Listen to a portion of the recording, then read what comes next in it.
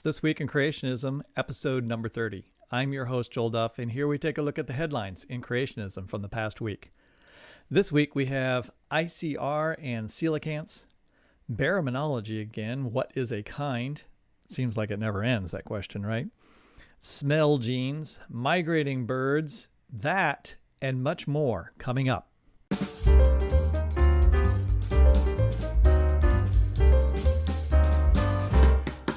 Hey, episode 30, long overdue. I call this Week in Creationism. Well, it's not This Week in Creationism. It's this month in Creationism. A lot has been going on. I have a lot going on. And so possibly over the summer, I might not be able to make my weekly This Week in Creationism. So here we go. This Week in Creationism, but this month in Creationism. But it also means we've got lots of interesting articles to talk about. So we should probably get started. I thought about, I should make it like a little wheel, right? That I could spin, and then whatever it lands on, that's what I have to talk about first, like ICR, AIG, CMI, Creation Science Quarterly, or something like that, right? Yeah, that would be fun. Maybe I'll do that someday. But for now, I've already picked out my first article, and that's going to come from Institute for Creation Research. A little bit about coelacanths. We need to do a little coelacanth lesson for ICR before we can move on to look at some headlines from other creationist organizations. Let's get started. First up, from ICR, I saw this tweet. Did you know this interesting fossil fact? Deep ocean dwelling coelacanth fish are found mixed with Spinosaurus dinosaurs in Morocco. So when I see a tweet like this, I ask myself several questions, but the primary one I'm interested in is, what does the typical, church pew sitting young earth creationist think when they see a quote like this? Right? When they follow ICR and ICR is then pumping out this kind of information to them, what is the perception they're trying to create, all right, for the follower? What are they trying to teach their audience? And in this case, what I think they're doing is they're playing on a couple different misconceptions that their audience has to create the effect that they want. And the effect that they want is, this couldn't be under any long earth, long age scenario. How could you possibly get this deep ocean dwelling fish mixed in sediments with a dinosaur? And we all know that dinosaurs lived on land. The only way, at least this is the inference, right, that they want the reader to conjure up in their mind. They want them to infer that this can only have happened in some kind of chaotic event in which the ocean and the land are mixed together. And what's the only event that in the biblical record that accounts for this? Well, it would be Noah's flood, right? When the whole earth was flooded and all the sedimentary rocks were formed at one time. All right, but let's ask the question, is that really what you should infer? Is this necessarily a consequence? Or is this the only inference one can make from these two data points? That there is a deep ocean dwelling coelacanth fish and there are Spinosaurus dinosaur fossils, both found in the same sediments. Let's address both of these questions because there's problems with both parts of this. As is the case, there's often bits of truth in all statements and all memes. I don't like memes. I've mentioned this many times before. They're often oversimplified information, and so they necessarily contain, they're very easy to mislead an audience. So we're going to demonstrate how one does that here. Deep ocean dwelling coelacanth fish. If you know anything about coelacanths, you know that they are deep ocean dwelling fish. They're a type of fish that was only recently discovered, last 50 years, living versions of this fish. And when this living version of fish was found, it was quickly identified as what we call living fossil, meaning there is a fossil that looks very similar to it that had already had a name, right? And so therefore we already knew about this fish even before we found it alive. That's a really interesting situation. And this particular fish that was found alive was found in the deep oceans. All right, so that first statement is a factual statement. It's a statement of fact. Now, second statement. There are Spinosaur dinosaur fossils found in Morocco. That's true. And are there coelacanth fish fossils found mixed with these Spinosaur dinosaurs in Morocco? Spinosaur dinosaurs. Yeah, say that a bunch of times. That's a fun thing to say. Yes, but not exactly. All right, I looked up the original article that this seems to have been based upon. And in the original article, it's actually describing an entire formation of rock. And in this formation of rock, covering a large area and also some depth, right? This particular rock formation, a portion of the geological column, does contain coelacanth fossils. And it also contains Spinosaur dinosaur fossils. But the impression you're giving here is that they're somehow mixed together. Like there's a coelacanth and there's a Spinosaur dinosaur, and like their bones are intermingled with each other. I couldn't find any evidence that that's actually the case. It could be that those two fossils are found relatively near each other, hundreds of yards or something like that. But that's not even necessarily the case based on the evidence that I found. I simply found in the same types of rock formed around the same time. And so this isn't an incorrect statement, but it leads to the perception in the reader's mind of something that might not actually be true. Right? But there's another problem with this statement. Deep ocean dwelling coelacanth fish. Now, that's something that isn't necessarily true in terms of when those two were mixed together, or at least found the same formation. This particular formation of rock has all the evidence of having formed in a very shallow ocean, not in the deep ocean. And the coelacanth fish that are found in this formation are coelacanth fish that are known, or at least the group of fish that they're found in, are known from this particular formation and a few others in the parts of the world, and all of them are shallow sea, shallow water formations. And I say that because there's lots of other evidence that this particular sediment was laid down in shallow seas. The other types of fossils they're found in, oxygen concentration, other things that are part of the biochemistry of the rocks. So why are they saying deep sea ocean coelacanth fish? Well, what they're presuming, all right, now here's another inference from ICR. They're saying, oh, today there's only two species of Latimeria, which is the scientific name for coelacanth. And those two species are found deep in the ocean, one of them off of the subcontinent of India. And so these two deep dwelling sea species, they're then inferring that when they were preserved or when they lived in the past, they must also have lived in the deep oceans. When I can't find any evidence from their fossils that for these particular fossils that they lived in the deep ocean. Why must it be that a fish, a type of fish that lives in a certain location today has to have lived in that same location in the past? And that brings me to, why do they think that the coelacanth is the same as today's coelacanth, living in the deep sea, but even looking similar morphologically to it? Yes, there are similarities. They're placed in the same group. But what I've done here is I'm just showing you a snapshot of the Wikipedia page about coelacanths.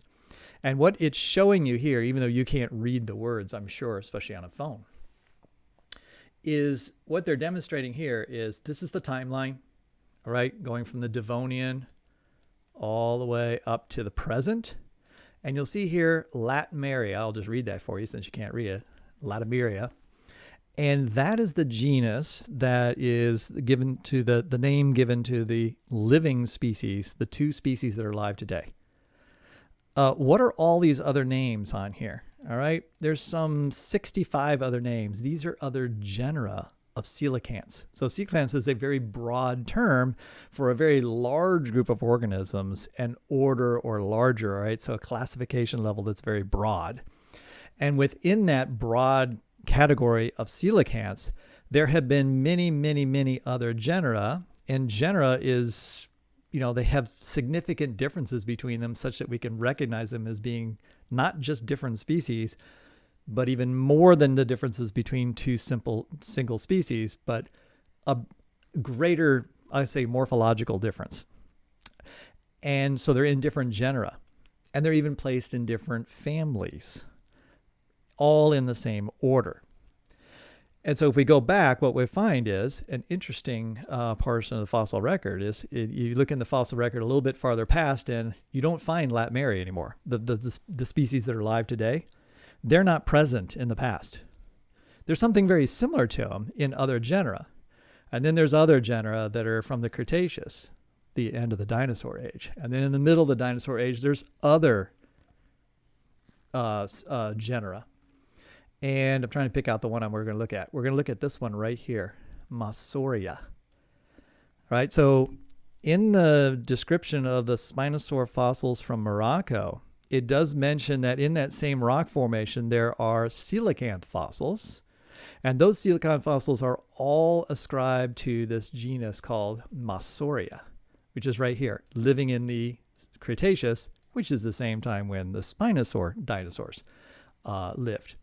But before we get to those, let's go back a little bit.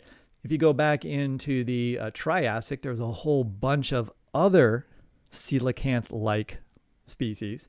And then we go way back here to the Devonian, right, which is when the very first amphibians or the very first tetrapods show up. We have other coelacanths, broadly defined, living at that time. And so these were known, a lot of these were known in the fossil record. And so when it was when a species of something that had similar features to coelacanth was discovered alive, it was different enough, it was similar enough that you recognize, oh, this must be part of this larger group of things, but different enough that it was placed in its own genus. All right, so the thing I want you to take away from this right now is I want you to take away the idea that this isn't a fossil. This isn't something where no evolution has occurred, right? Creationists often say, oh, the same species lived 100 million years ago, according to evolutionary biologists. No, that's not what any evolutionary biologist says. They say there were very different things living in the past. And this latmeria is simply a descendant of those things that still carries many of the characteristics of its ancestor, and so has a similar appearance. The fossils are not exactly like the present day things, although some people will show pictures of one. Although I will note that the picture they often show, so creationists sometimes will show a picture of like, here's the fossil, here's today's species. You can't tell the difference. But any paleontologist can actually tell the difference if they look closely. But if you just, stare at them from 10 feet away, they're kind of like, yeah, they kind of look like similar fish. And so but getting back to the picture that's usually shown is one of these species from the Cenozoic period, so not very long ago. In other words, ones that are fairly similar to today's coelacanths, rather than showing pictures from the Devonian, oldest coelacanths, and showing those to their audience, and it might be a little more evident that they're not the same. Okay, so let's get to Masonia, because it's Masonia, this genus Masonia. That's the genus that's found in the fossil record that's mixed with the Spinosaurus. Right, so it's not the same genus. So why would we think that every single genus of all 65 genera of coelacanths that have ever existed all had to live in the deep ocean? Right, just because the two species today doesn't mean that latmeria, coelacanths, if there was many different varieties of coelacanths, they could have lived in many different niches, right? Different environments. And in fact, the fossil record suggests they did live in many different environments, from shallow seas, right, continental shelves, maybe even up into estuaries, and maybe even into large lakes, right? And all adapted to those different locations. All right, Masonia, you'll see also, is much, much larger than latmeria, the living species we have today. And latmeria is a big fish, all right, 3 to 5 feet long. Masonia is up to 8, maybe even 9 feet long. All right, so taller than a person, In fact, this will give you an idea of scale. All right, so here's our Masonia, one of the largest bony fish to have lived. And that's compared, so there you see a comparison to human. And then there's your Spinosaurus. Now here's another interesting thing about the Spinosaurus. And this goes back again to what we were just talking about with the that meme or that quote. Right? I'm sure the audience thinks Spinosaur dinosaur, they're thinking that's a land living animal. And then here you got this deep sea living fish. How could the two have ever been found together? Must be Noah's flood.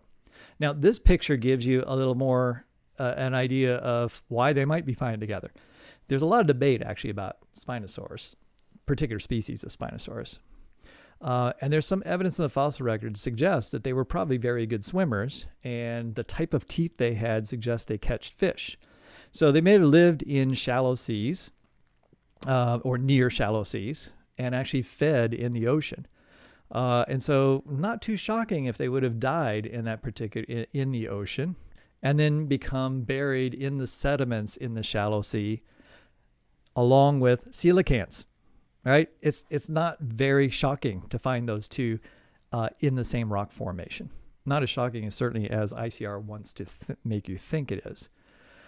All of these rocks in Morocco, this formation, suggests there was sort of a shallow sea on a continental shelf that probably had many, many different islands. And so dinosaurs could have been living on land or Spinosaurs on land. And you had these shallow seas, and they could have been swimming back and forth from different pieces of land.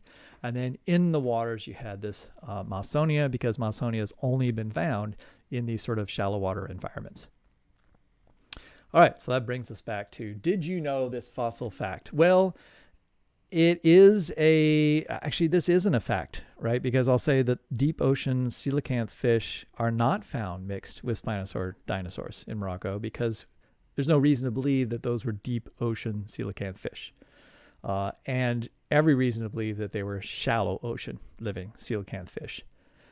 And Spinosaurs, even though it doesn't say it here, certainly ICR assumes its audience is going to think that they lived on land only, when they actually could have very well have been very adept at living in the water as well.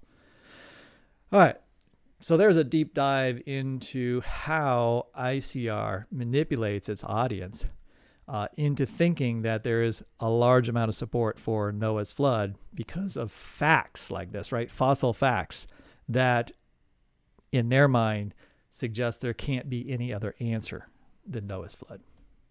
All right, we spent a lot of time on that. We're going to go through, we'll spend a little bit of time on several items too, but let's hit some other things a little bit more quickly. Here's Calvin Smith, who is the, I guess, CEO of Answers in Genesis Canada. And he's been making a variety of videos. In fact, he's become much more prominent also on the Answers in Genesis website. He's written several articles there about Biologos that we've talked about in the past. And he's probably one of the more articulate speakers that Answers in Genesis have. I would say one of the best apologists in terms of his technique and his oratory style. And he's been doing something called Creation Basics and explaining a variety of different evidences for the flood. And I just, I ran across this one the other day. Why is there very little sediment on the seafloor? And he falls into the classic error on this particular one. What he's trying to do is he's pointing out, if sediments have been accumulating on the seafloor for 3 billion years, then shouldn't the seafloor be like loaded with thousands of feet of sediment, right? Because the basic argument is, hey, look, stuff's eroding off the continents, going down into rivers and into the ocean, and then it's going to settle down onto the bottom of the ocean, and it's just piling up down there. So if the oceans are billions of years old, 3 billion years old. Now, just in saying that, he's exaggerating, because he knows that any geologist today doesn't recognize the ocean floor as being 3 billion years old. Just because they believe that the world is billions of years old doesn't mean that the ocean floor is billion years old. Everyone's heard of plate tectonics. Answers in Genesis believes in plate tectonics. And the plates being pushed apart and form. In other words, there's more ocean crust, forming all the time. And then that ocean crust is being subsiding underneath continents, right? And then remelting. And so it's being recycled. So there aren't any oceans that are 3 billion years old. I retract that. There may be very, very small fragments of it that have not been subducted. But the vast majority of the ocean floor, right, the ocean crust, is not 3 billion years old. It's far younger. So to just even start to make that argument is a little bit disingenuous that, oh, well, there should be lots of sediment there. And there's not. Okay. And then he goes on to say that, well, there's only just a very thin amount of sediment. And then what he does is he says there's an average of X. I can't remember the exact number, 1,500 feet or something like that. All right. There's an average of this amount of sediment across the whole ocean bottom. Why is there so little? He's saying if there's all this time, it should have piled up to much larger amounts. And it's pretty simple, really. Right. If you go to where there's active new crust forming, there's a very small amount of sediment there, right? From a few feet, right, to farther away. As you go farther away from that new ocean crust formation, all right, and where the continents are separating, all right, I'm sorry, where the ocean crust is separating and forming new ocean crust. As you get away to older and older and older portions of the ocean crust, then there's more and more sediment there because there's been more time for it to accumulate. There's no average amount that's spread out all over the ocean floor. It's very much like a wedge, right? There's a very small amount and larger amounts. Now, out in the deep ocean, way out in the Pacific, way out in the Atlantic, there's really not that much sediment on the bottom of this on the ocean crust. Most of it has already fallen out to the bottom near the continental plates, right, or near the continental crust. And so there are areas where there are thousands of feet of sediment that cover the crust. And then in some of those areas, that material is actually being pushed up and creating new mountains and being raised up above the ocean.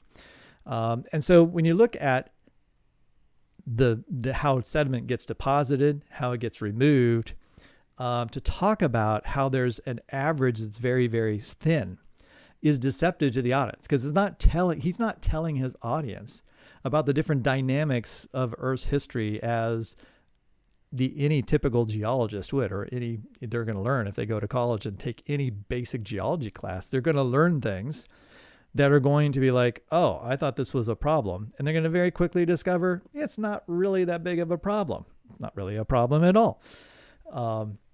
The distribution of sediments makes sense within the context of an ancient Earth. All right. Anyway, the sediment on the seafloor thing has been, I guess I'll say, debunked over and over and over and over again. And yet it still makes one of those top 10 lists of like, here's the top 10 evidences that the Earth is young. There's not much sediment on the seafloor. I don't know how that can be top 10. It's a very poor piece of evidence for a young Earth. In fact, it's a terrible piece of evidence for a young Earth. And yet somehow it's in the top 10. I think that should be very concerning to young Earth creationists that they can't find 10 other better evidences for a young Earth than to have to resort to manipulating the data or using the data in such a way as to fool their audience into thinking that they have a real case here. Hey, on to Answers News. Fragment of the asteroid that killed all dinosaurs found? That was one of the headlines for Answers News a couple weeks ago. And so Answers News, just to remind you, is a bi-weekly program put on by Answers in Genesis in which they have 2 to 3 members of Answers in Genesis do a live show in front of an audience at the Creation Museum, and they live stream it on Facebook and now on YouTube. And on that, they've picked out a number of news items, and they go over them, and they talk about how you should understand this data within a young Earth creationist worldview. In a way, it's kind of like This Week in Creationism, but it's This Week in science. And well, actually, I'll say I don't watch Answers News very much because it's usually about 10% science and 90% culture wars now, and I'm not so interested in that component of their discussion. We're just sticking to the science stories with This Week in Creationism. So here we have, I took the screenshot 12 minutes in, And we have Ken Ham, who used to be a regular on Answers News. In fact, when they first started, he was on all the time. And of course, he's the biggest draw. And if he's going to be there, he's going to draw a much larger audience live at the Answers at the Creation Museum. But he's really stepped away from Answers News, and there's been several others that have spent a lot more time on it, notably Georgia Purdom, Dr. Purdom. But recently, they've been introducing several new people into Answers in Genesis. Answers in Genesis has hired multiple new writers, content creators, and so forth for their website and for their magazines and so forth recently. And so some of them have been making appearances now on Answers News. And so when I booted this one up and I saw this woman sitting in the center, I was like, I don't recognize her. I've never seen her before, and she is one of the new hires. So what I found interesting about this particular episode is this little short discussion they had about the asteroid that killed all dinosaurs. And of course, they're talking about the Chicxulub. Don't know if I'm saying that right.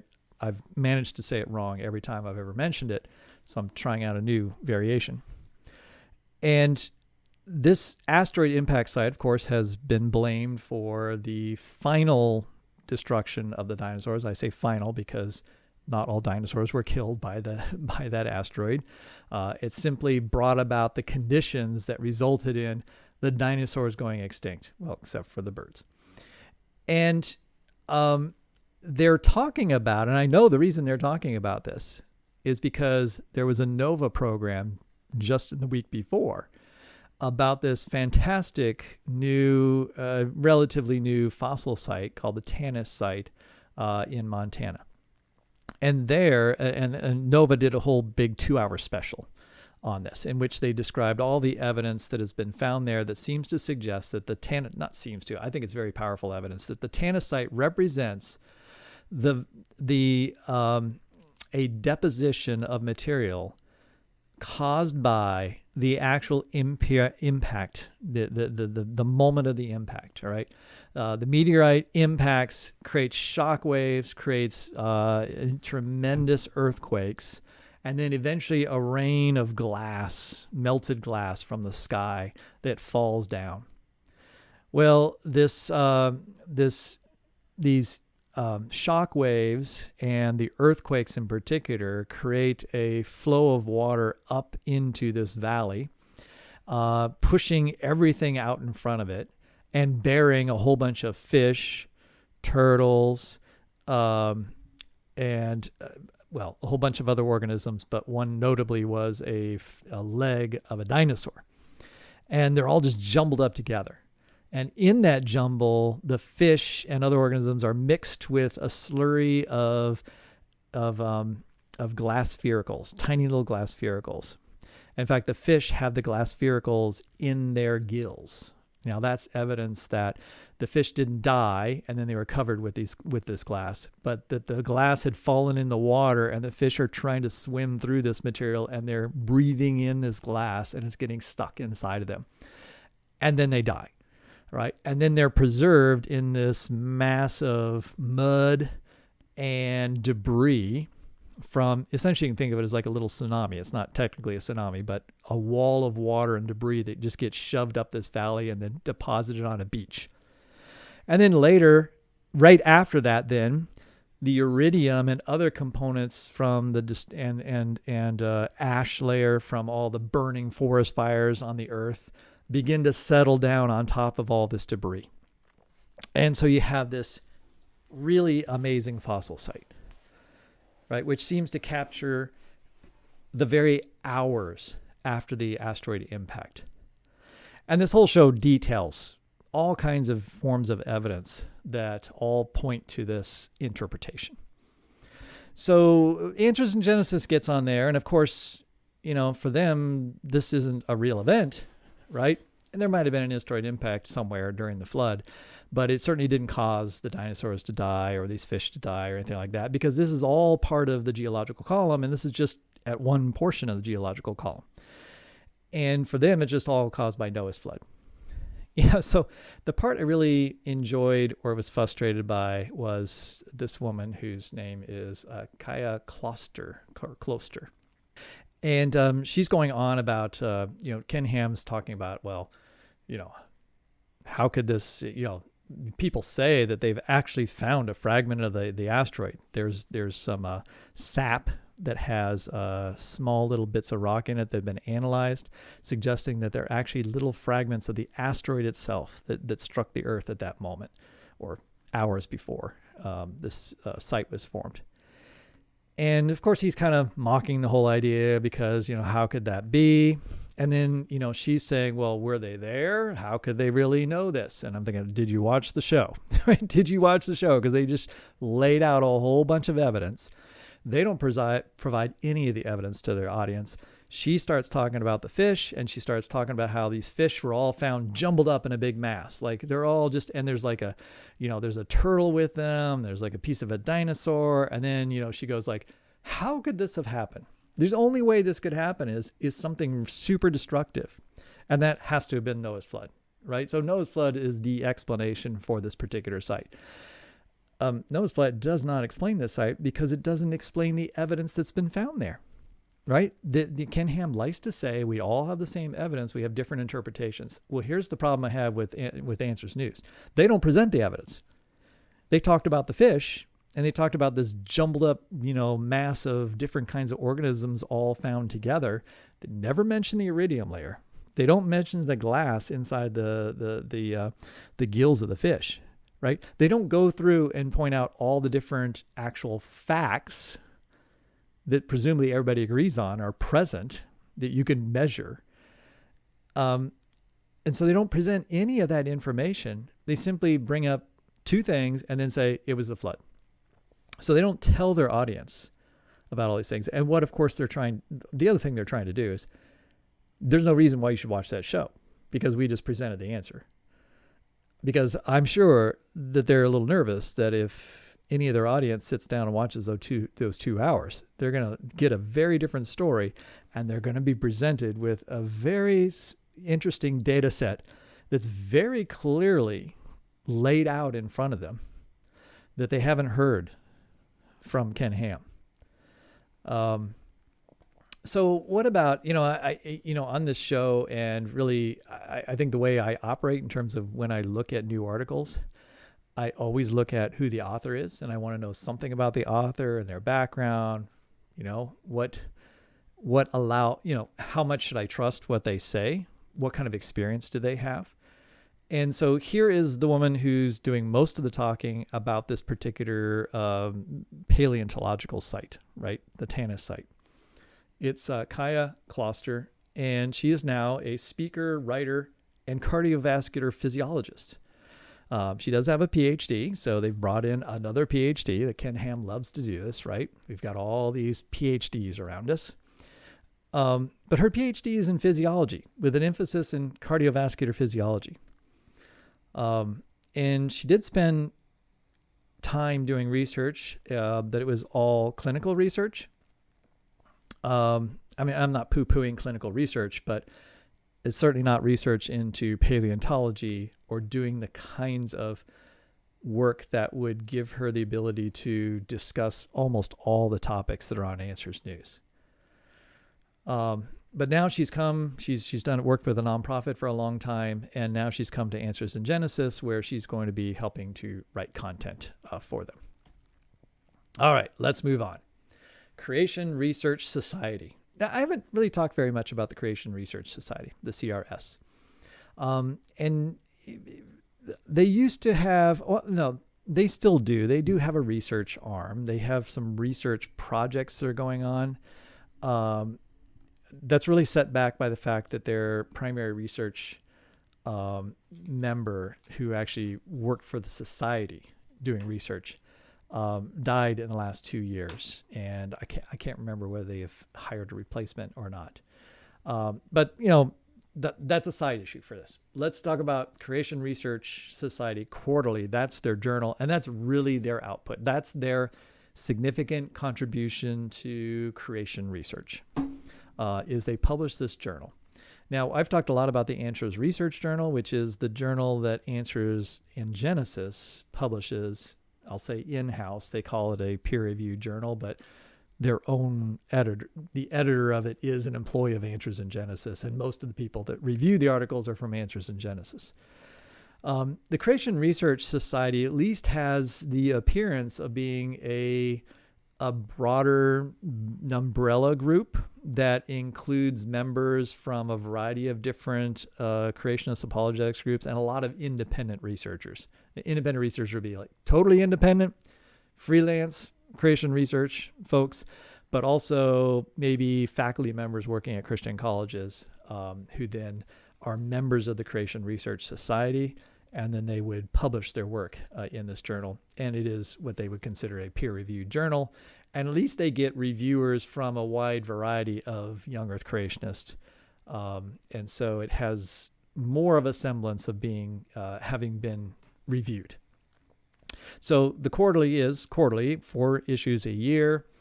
And this last one, what caught my eye was this particular article right here, Statistics, Baraminology, and Interpretations, a critical evaluation of BDIST, which is just shorthand for a method of determining kinds.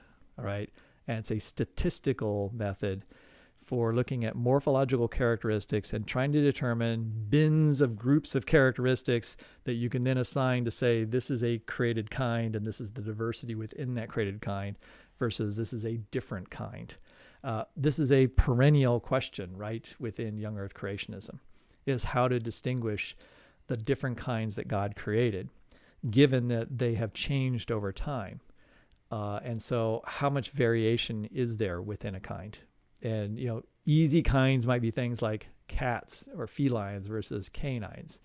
But there are other kinds of organisms that they may argue about a lot more. And actually, I would say even canines are not easy because foxes are fairly different than the wolf-like canines.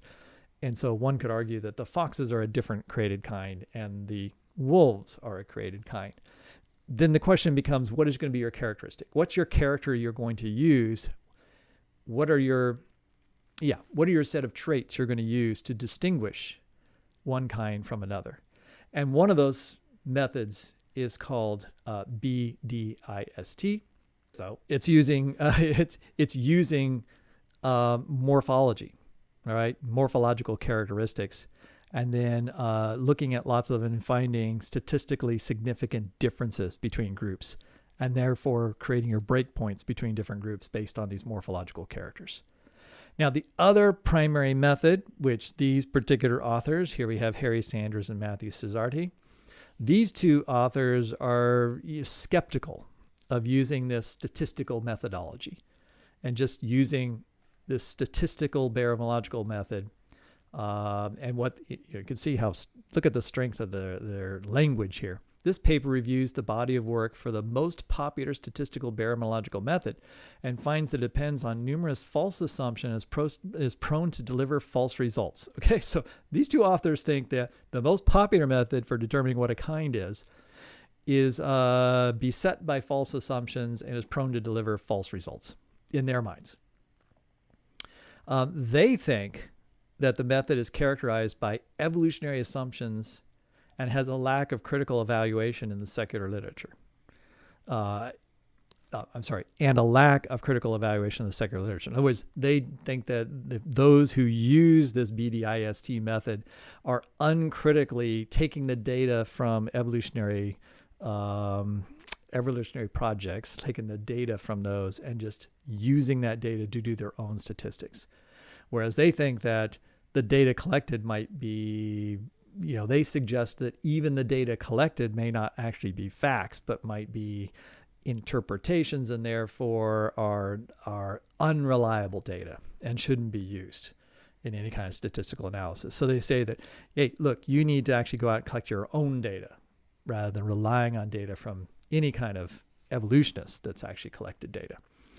But I'm not going to go too far into this particular. I'd love to go through it and look at the contrasting views of how kinds are identified.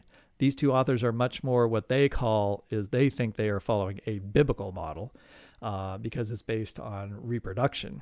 and evidence of reproduction, which has its own raft of problems as well, which the BDIST folks will very capably show why this particular thing has a problem. But I don't need to do all this so I don't really have to spend a lot of time on this, critiquing this particular article, because somebody beat me to it.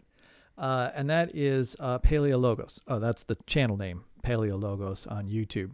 And I'll put a link to this after I've published this. And Paleologos, he is a young Earth creationist who is involved in applying the BDIST statistical barometrological method. And so in a way, he's being criticized and critiqued. And so this is his response to it. And it's really fantastic. All right. It's a very, very good response. And I very much appreciate all the points that he makes in this 1 hour video, in which he goes thoroughly through this particular paper and points out some of the false assumptions that they have, in their critique.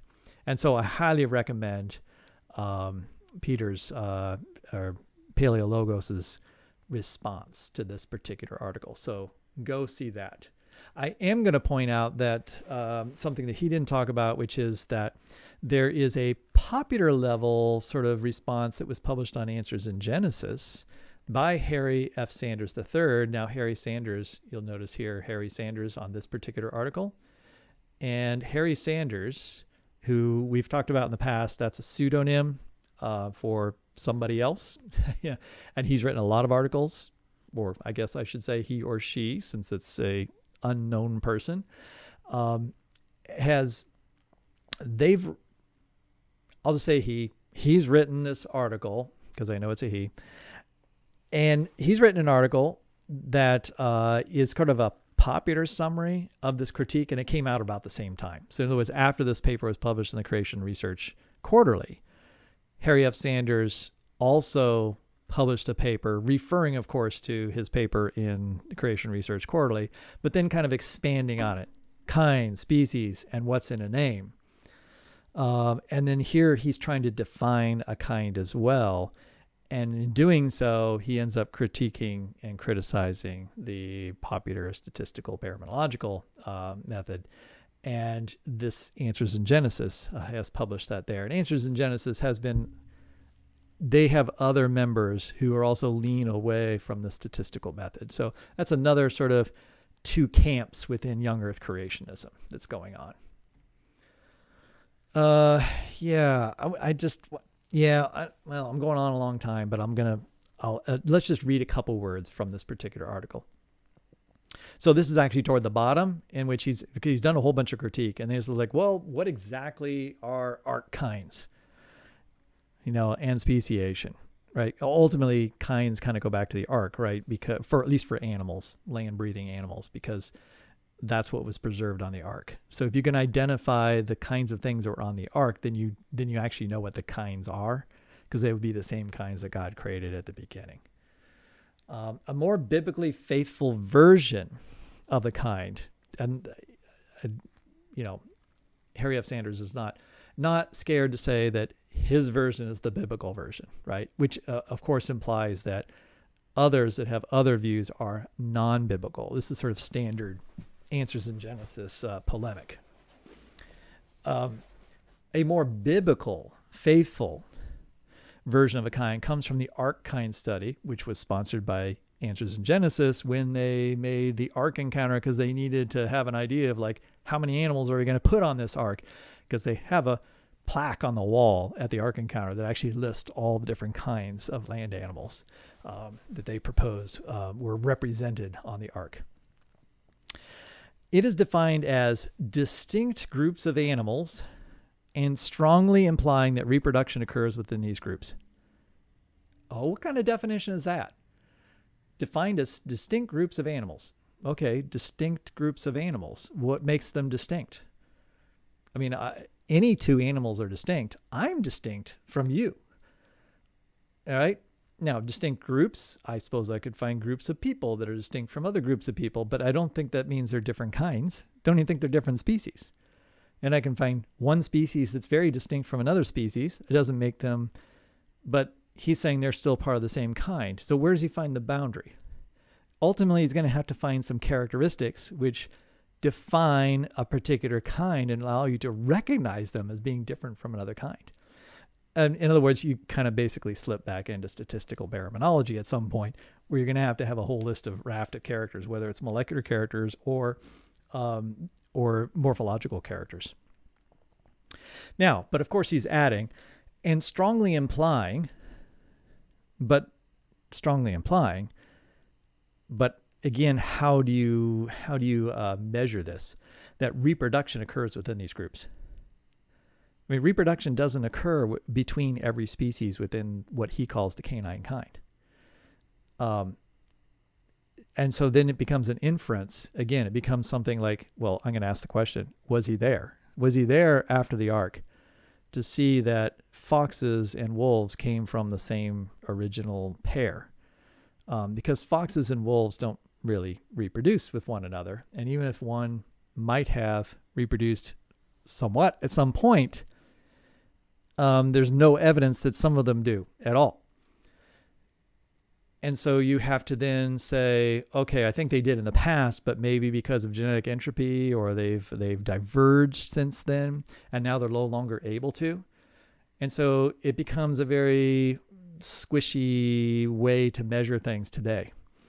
How are you going to measure reproductive capacity if you have to admit that many organisms within a kind can no longer reproduce with each other because they've changed since they shared a common ancestor? Yeah. Conclusion.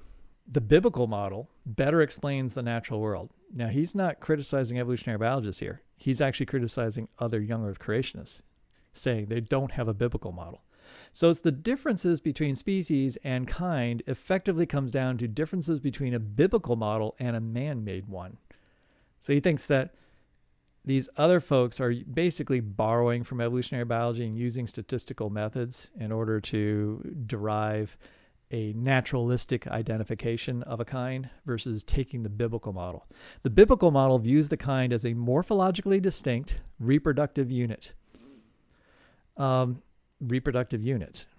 So I guess all canines are a reproductive unit, except that there are so many different units that he and others call kinds that clearly aren't all reproductive within the group. And so finding that to be a definition, finding the characteristics or basically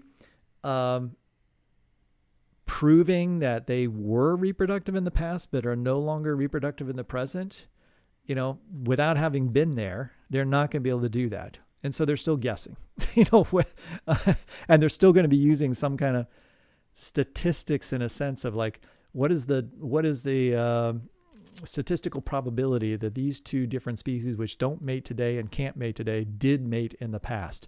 And what are you going to base that upon? Oh, they have some similar genetics and I can see this particular mutation. If that mutation wasn't there, then they probably could have mated in the past. It becomes a statistical measure eventually. Let's move on.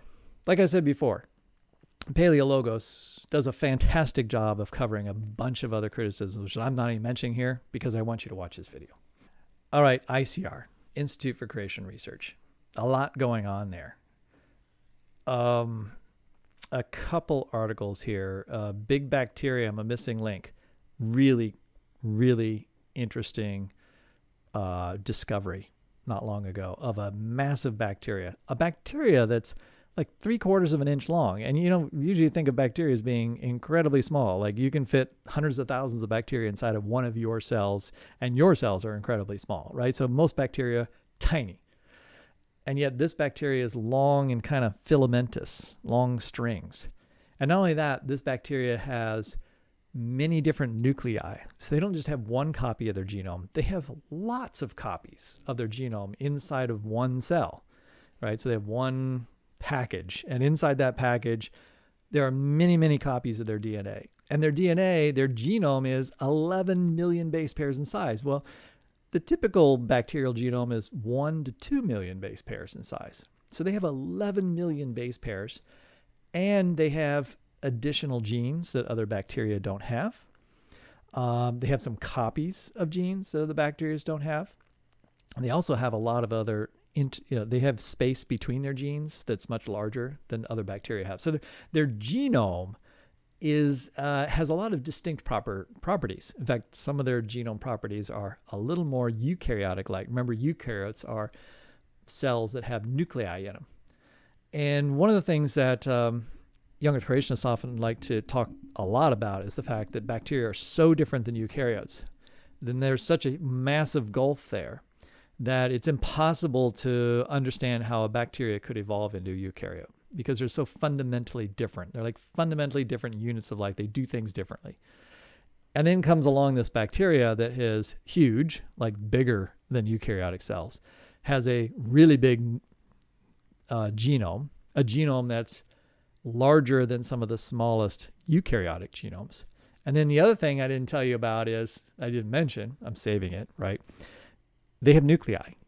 They're not exactly the same type of nuclei as a eukaryote, or most eukaryotes, but their genome is packaged inside of little subcellular organelles, right? Separate little blobs of membrane.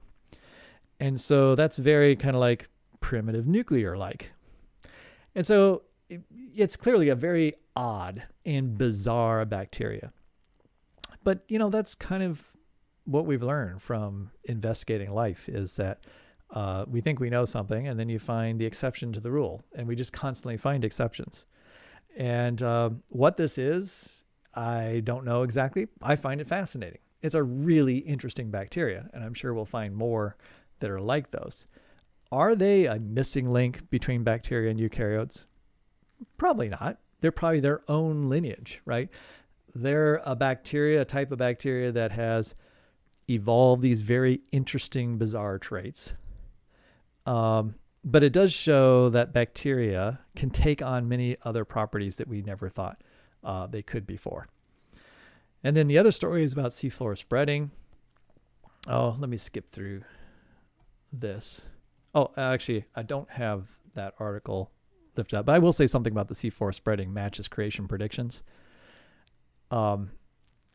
This is another example of, this is a real stretch.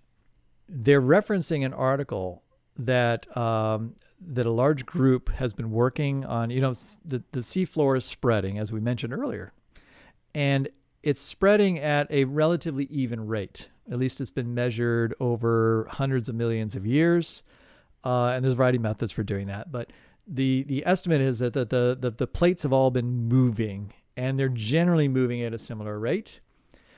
But there's been this recent paper suggests that over the last 15 million years, that the seafloor spreading rate has been gradually slowing. So some of the plates have not moved as quickly in the recent past as they have in the farther past. And ICR has jumped on this and said, oh, that matches our prediction. Well, what about this matches their prediction? Well, remember, their general model of seafloor spreading is this, or plate tectonics. They call it rapid plate tectonics. They think like after the flood, or the last stages of the flood, the continents separated, and then they spread, the seafloor was pushing apart and pushing these continents apart, and everything was like moving around the world very, very rapidly. And then why aren't they moving rapidly today, they say? Well, they moved rapidly initially, and then they've been slowing down after the flood. And so they slowed down very, very quickly. They slowed down from what is many feet, possibly per hour, to now the very, very slow pace of a few inches per year. And they kind of see it as like it was moving really rapidly, and then it slowed way down. And then over the last 1,000 years, it's probably been slowing as well. And so they look at data like this, and they just point to this article and the reference, and they say, look, scientists show that the seafloor spreading has slowed. They don't talk about over how long, how much, all right? The relative difference is not anything like what they're talking about. And this isn't shocking, right? This isn't shocking at all, I don't think, to geologists.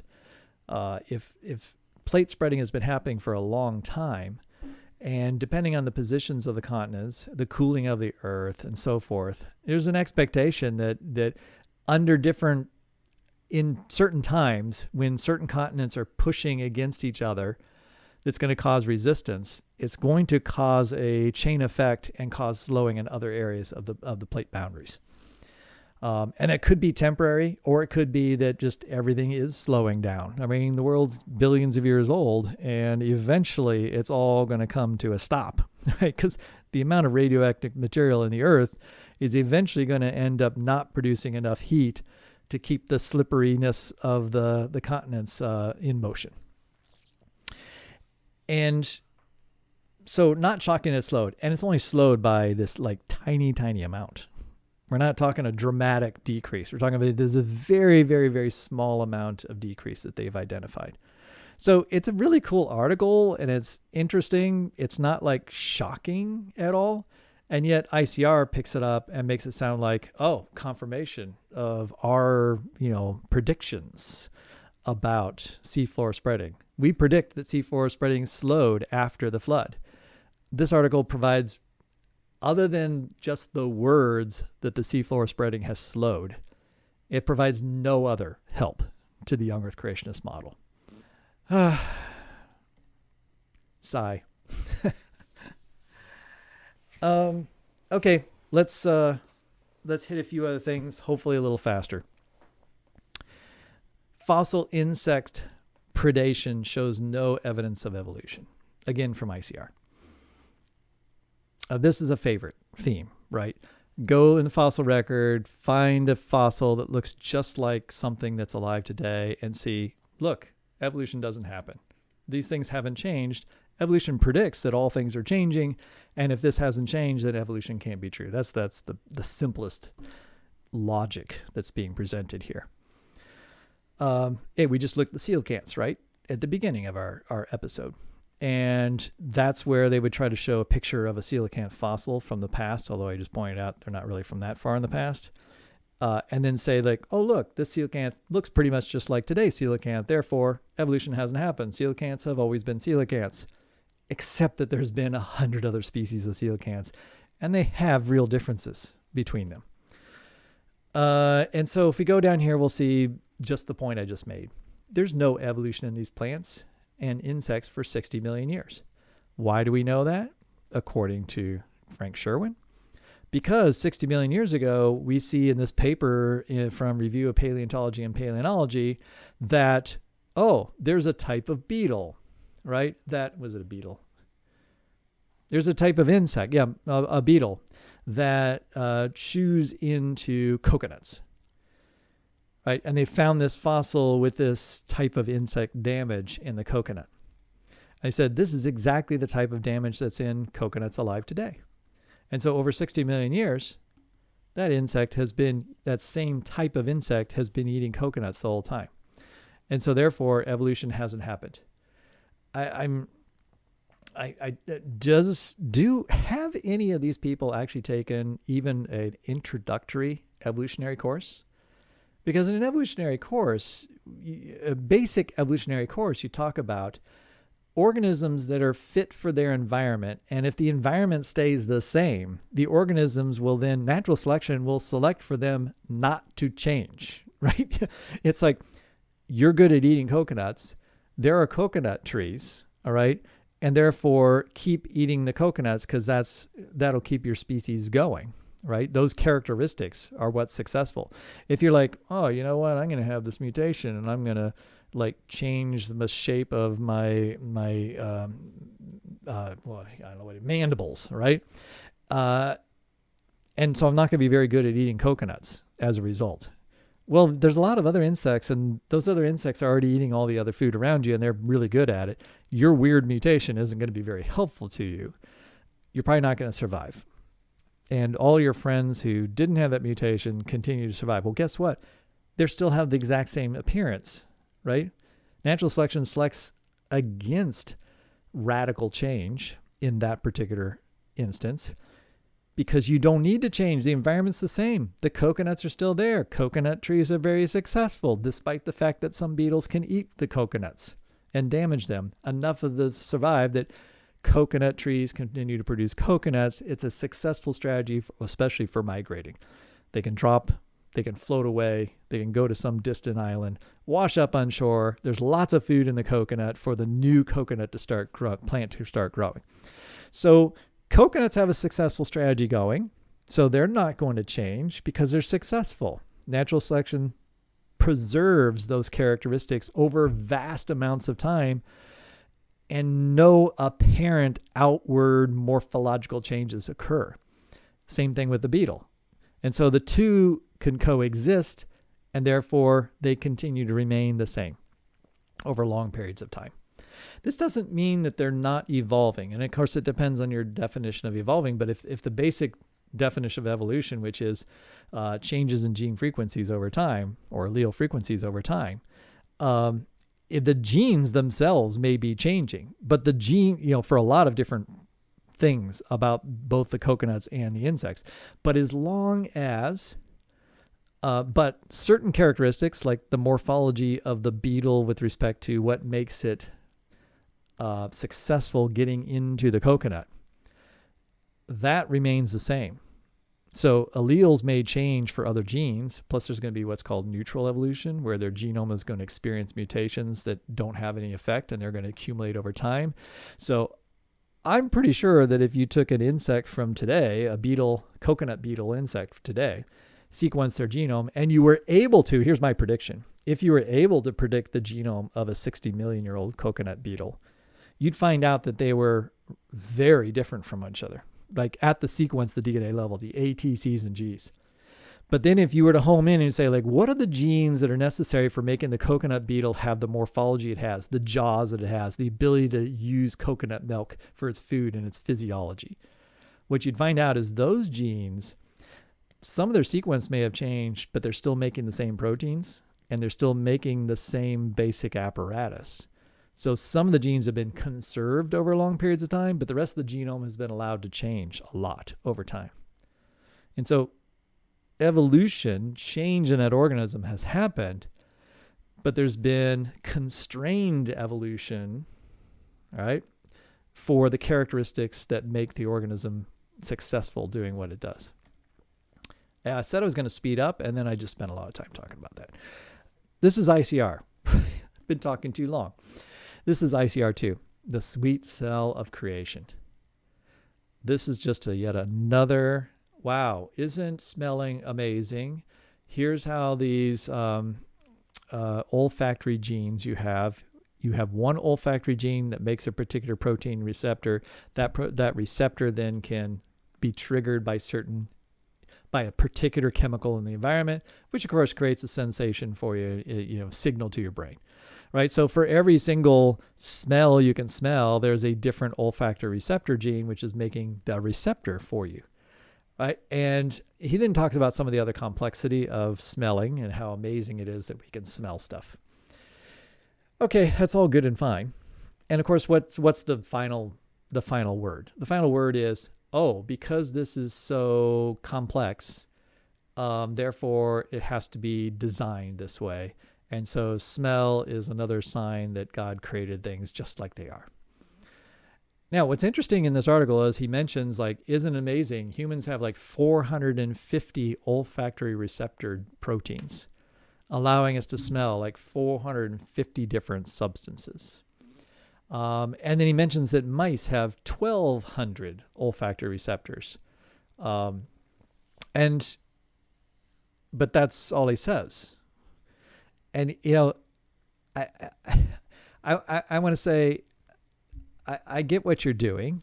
It's I just want to talk about how amazing smell is. And this is how simple some of these articles are on this site. It's just a couple little quick facts about smelling and the genes, and then wow people with the complexity, and then write a final sentence, which is almost carbon copied out of every paper, just saying, amazing, therefore God designer, right?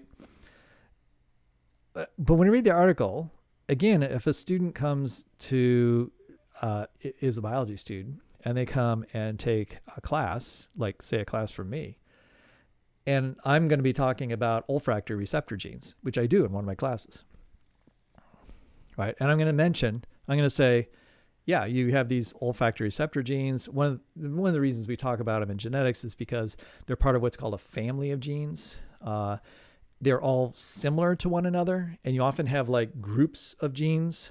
So you might have olfactory receptor number 29, and there's 29A, 29B, 29C, 29D.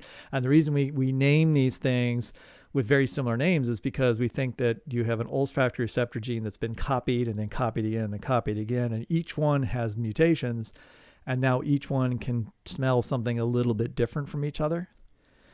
And so you have suites or groups of genes that seem to share a common ancestor. If you want to think of genes that way, as genes having a common origin, and then they divide themselves into different species of genes,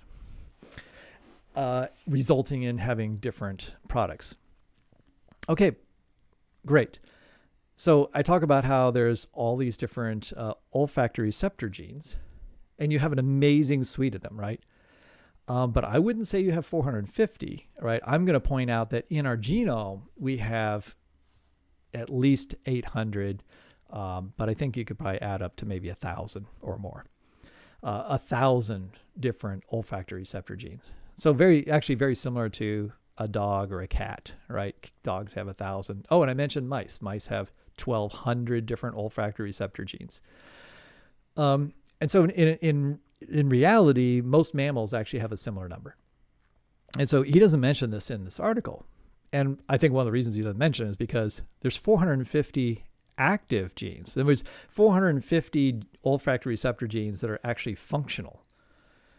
Well, what about the other 450 or more olfactory receptor genes that are in your genome, but they're not functional? We call them pseudogenes. And pseudogenes are, well, pseudo means fake. It doesn't mean that they're a fake gene in the sense that the gene doesn't exist. It just means that the gene isn't turned on or doesn't make a functional product. And so the gene, more than half of human olfactory receptor genes that are identified in our genome have not been shown to have function. Many of them are very broken. Many of them have stop codons. Many of them are missing chunks of sequence. And so they clearly are defective and no longer function. So in reality, it's really more amazing, right? Because Frank Sherman, he really should be saying, you only have 450 active genes, and yet you can smell all these different things. Imagine if you had 450 more active olfactory receptor genes, you'd have double the ability to smell. Why do you think we talk about how dogs have incredible senses of smell? It's not just total numbers of genes. It's also how many you produce in your nose and so how sensitive they are. But they can smell a wide spectrum of different kinds of chemicals that maybe you and I can't smell at all. But what's really fascinating is that in general, you and a dog have the same genes. In other words, you have those genes for smelling those things. It's just that yours are broken and theirs are not. And so the story of smell is quite a bit more complicated, but it certainly doesn't fit with his narrative, right? The narrative being, this is amazing design, except that the design of the human genome is that half of the genes don't actually function. And so he would have to go into something like, oh, okay, well, Adam and Eve had all 1,000 genes, but then since sin entered the world, many of them had mutations, and so no longer can we smell as well as we used to. In fact, we have about half the amount of sense of smell that we once had. That's all fine and good. There's a variety of different other issues you could bring up about that. But I want to mention one other thing about smell. And this is where it doesn't fit with the design thing that Sherwin and others constantly want to say. What's the purpose of smell for a lot of your olfactory receptor genes? I'm going to say a lot of olfactory receptor genes are to help us find food, right? So I smell something that's good but what's the other thing they do? They help us identify something that's not good, right? That smells putrid. Therefore, maybe I shouldn't eat that because it could hurt me. Right, I'm trying to find harm in the way I smell. Many animals smell predators, right? And so they can smell things in their environment that are warning signs for them. Now, think about that in a perfect creation. For young Earth creationists, the original creation is perfect. And if you had 1,000 smell genes originally, like all other animals do, but it seems like from the design perspective, half of those like half of those genes, their design is to be able to warn an organism, to be able to help protect them, to defend them, in many cases against predators. Or in many cases, it might be a predator that helps it find its prey, right? There's tons of different examples of organisms that have specific capacities to smell chemicals that are coming from their target organism, and that's how they hone in on them. And then there are defensive smells that organisms produce that try to mask those smells or trick organisms so that they will not find out about them. Now, how does that fit into the design aspect that he's saying here? Like, this is a perfect system, right? This is a super complicated system of how these genes function, and they must have been made that way. Well, then you're implying that the original creation was made with hundreds of genes that are ready and able to, find prey, defend yourselves from attack. But in a perfect creation, that wasn't necessary. Those genes aren't necessary. And so you get to the point where you have to say, okay, well, now maybe mutations have changed those genes, but then how did they get changed so that they become useful for defense or for finding prey? Oh, well, that must be natural selection that's selecting on mutations. And well, that's adaptation, right? You're adapting to your environment. It's kind of the slippery slope toward now really talking about how genes evolve and change over time in order to make an organism more fit for its particular environment. The other option would be to say that God foreknew that there would be a fall and therefore eventually was going to need all these different genes in order for us to smell different parts of our environment to be able to protect us in a dangerous world. In which case, when Adam and Eve were standing in the garden and they had ability to smell 1,000 smells, most of them weren't useful. In other words, they didn't have a design purpose at that particular time. Their purpose was going to be fulfilled later on. It's sort of like Adam and Eve are a vessel of tons and tons and tons of programs for which there was no use at that very moment, but their use would become apparent in the future. I just did it again. I said I was going to speed up. We got to get through some of these items. And I spent more time on this one than I did the previous one. Let's see if we do any better on the next one. I don't think so. The journey home, astonishing animal migrations. We're back to answers in Genesis. And this is by John Upchurch. And this was actually published in 2017. So this is just a retread article now in 2022. And so what we have here is we have John Upchurch, and all he's doing is he's just going to list a bunch of amazing journeys that animals take. But he's especially focused on birds. There are birds that fly 1,200 miles to migrate. 12,000 miles to migrate. And many migrate to a very specific place, right? They find their exact same location they were before. I follow killdeer. And I, follow killdeer nest from one season to the next. The killdeer from here in Ohio, they fly down to Florida or maybe Central America, and then they come back the next year, and the same pair of killdeer will make a nest in the same place that they made it the year before. That is amazing, right? I mean, that is incredible. I always find it amazing to think that bird was thousands of miles away and then was able to find this exact parking lot and the exact location next to this tree to make its nest the next year. But, all right, you knew there was a but coming. Okay, so he's talking about bottlenose dolphins. He's talking about crabs. He's talking about a bunch of different organisms and how they have amazing migration abilities, butterflies and so forth. And how that seems so, well, it's just like the ICR article, right? It's like, that's so astonishing. The word astonishing right here in the title. That's astonishing. How can that possibly be? How could they be programmed to be able to go to that place and then come back to some other site and do that year by year? How could they can't learn that. They just have to know that, right? It has to be built in. And he mentions things like, there's a lot of evidence now that there's that birds and other animals are able to sense the magnetic map, right, of the world, and they are actually following magnetic lines and so forth. And so they are able to pick up on signals that you and I can't pick up in the environment, and that helps them to identify the location that they need to go. Right, so this whole article is just like amazing, amazing, amazing, amazing, amazing. And what's the last line? The same thing I said before. This is too amazing to have ever evolved. Therefore, God, it's all designed. God designed them, this bird with the ability to be able to find its home. Well, wait a second. It's the same thing I just talked about on the previous slide. This is the same questions. The same questions arise. Okay, so this bird, let's just pick a bird and say, like, this bird is able to find its way out in the ocean to a particular island, and it's going to go to that island, and it's going to come back to the mainland each year. And that's programmed. God did that. God made it so it would know exactly where to go.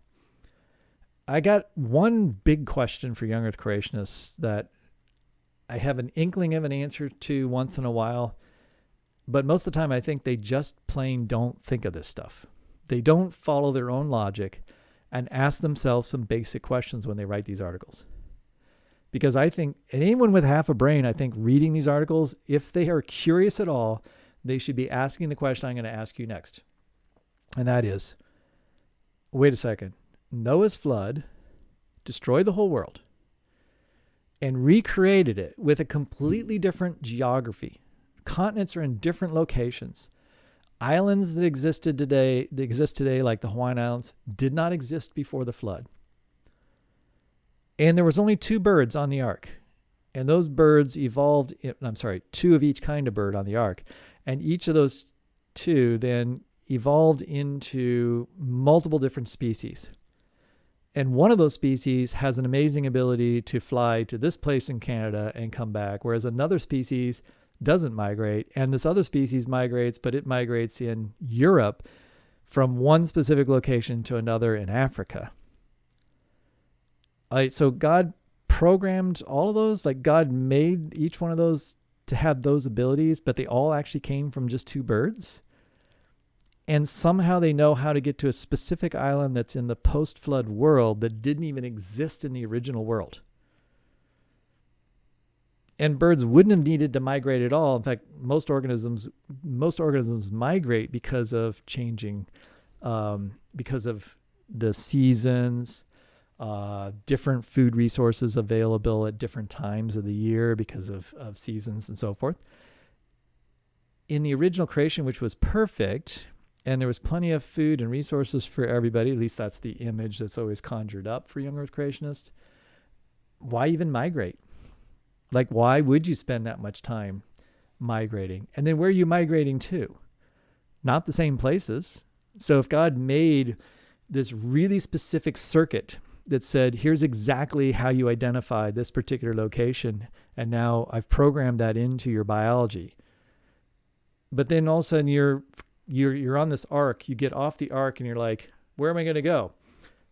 How were you programmed to go to a specific area? Are we talking about new creation? Because young Earth creationists don't like to invoke God coming down and changing organisms supernaturally, right? Because they say that the creation's done. After 6 days, the creation is done. Anything that happens after that is either pre-programmed into organisms or is mutations, adaptation, selection, the mechanisms God has given to organisms to adapt to the current world. In my mind, what they really are saying is God made the generic ability to have migratory ability and to be able to pick up on cues and so forth. And then when they went out into this new world after the flood, they found they just flew off. They found a location where they could survive. Conditions got harsh, so they flew somewhere else. And then they had the ability to sort of figure that pattern out over time through natural selection, all right? And eventually they came to have the patterns of migration that they have today. Not that the original bird that God created had this like specific knowledge of that particular island at that particular moment in time. It's not quite as astonishing when you put it that way, is it? It really isn't. Especially when you have 100 different bird species that came from just 2 birds on the ark. And those 100 different bird species all have different migratory patterns today. It becomes very hard to look at one specific species and go like, I'm absolutely astonished. I just can't conceive of how that bird could have figured out how to get to that location there. And it seems so specific and so amazing that they never go waver off course, that God must have made it that way. Except that those birds were actually genetically related and have the same genome as these other birds over here, which don't do that. So either God performed miracles post-flood, or they have an amazing adaptive ability to learn migratory patterns, right? Through a natural selective process, through some natural process, right? Not supernatural creation. I still think it's totally amazing, right? I think it's absolutely and completely amazing, but I don't think that the specific patterns for every single bird are supernaturally created de novo for every single bird at all. We're to the end of the line. I got my fun item. I'm trying to do this now. This is my new thing. I've got to find some kind of lighthearted thing to add to This Week in Creationism. So here it is. Somebody sent me, I can't remember who now. Somebody sent me a link to this Kickstarter. And the Kickstarter is for a board game called The Flood. Right? It's a Euro game, dice roll trade engine building. You must gather vital resources and build the ark before the flood. And I went through some of the more of the detail. Actually, it's a very well constructed game. Great little animeeples and stuff like that in here. And the thing about it too is you have to bring the animals to the ark in time for them to get on the ark. So basically, you're God, right? Well, you're Noah, but you're also kind of playing God, and you're trying to make sure that the flood happens, right? And you save the animals and you save Noah. But the other thing that really gets me is, look at this. 1,500 backers, and they had a $25,000 goal, and they have collected $162,000 to this point to get this game off the ground. All right, so if you're looking for that special birthday present or Christmas gift this year, you've got The Flood coming soon. All right, that's it for today. Yeah, my name's Joel Duff, and thanks for hanging out with me on This Week in Creationism. We've just touched the surface, because it's been 3 or 4 weeks since I've done a This Week in Creationism. And a lot happens every week, as you've seen. I'm usually able to talk for an hour every single week. And so I've probably talked for more than an hour this time. I've got a lot of items I had to skip over. So if I have the chance, I'll try to catch up, and we'll cover some of those things. Otherwise, it may be 2 or 3 more weeks before the next This Week in Creationism. Until then, hit the subscribe button, like this video, and we'll talk to you later. Bye-bye.